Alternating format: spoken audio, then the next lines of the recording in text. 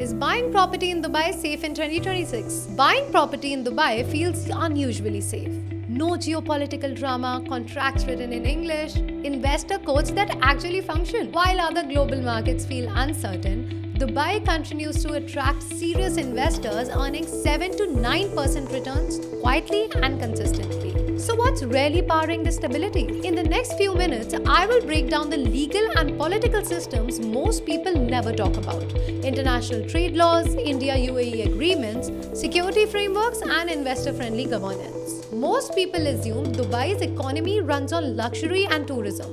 In reality, it runs on trade, and that trade runs through Jebel Ali port. Jebel Ali is the largest port in the Middle East, handling nearly 15 million containers every year. That scale only works because of strict international maritime laws. In 2023, the UAE modernized its maritime framework under Federal Decree Law 43, aligning it with global standards for navigation, safety, and insurance claims.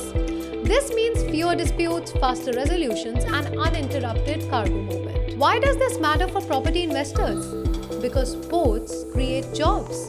Jobs create housing demand, and that demand pushes property values up, especially in areas like Business Bay and Dubai Marina. Now let's talk about something that directly impacts your returns: bilateral agreements.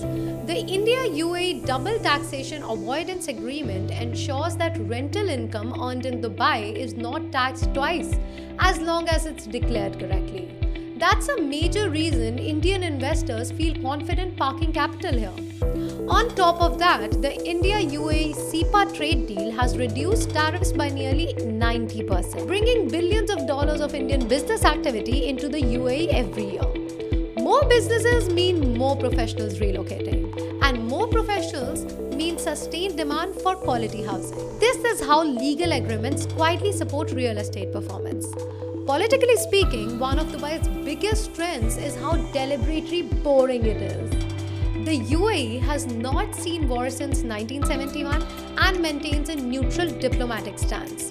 While parts of the region face tension, Dubai continues to operate as a global connector rather than a participant in conflict. Crime rates remain among the lowest globally, supported by 24/7 surveillance and rapid response systems. For investors, this translates into predictable rentals, protected assets, and peace of mind. Stability here is not accidental, it's engineered. Dubai's legal infrastructure is built for foreign investors.